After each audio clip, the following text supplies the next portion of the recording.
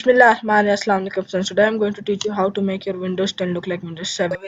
So let's begin. First of all, you need to go to this website. I'm going to give the link in the description and click download. Don't purchase it. Just click download.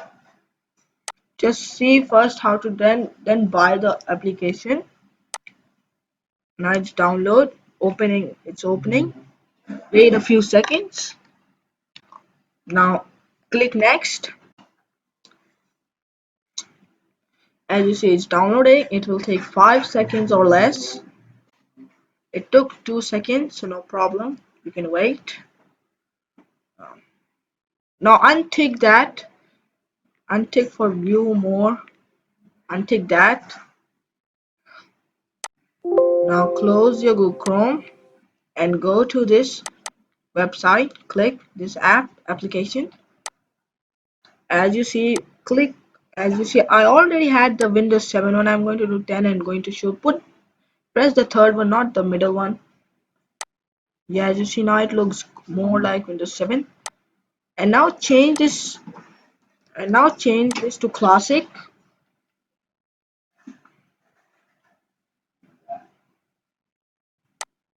And now go to sources and change that to 15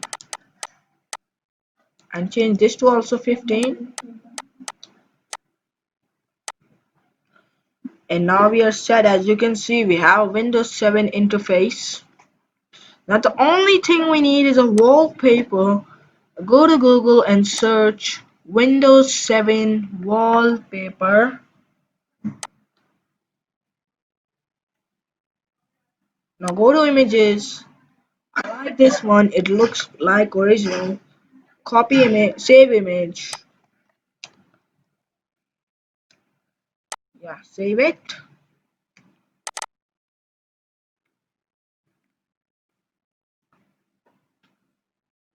Now, now right click and do this. Go to screen personalization and click browse.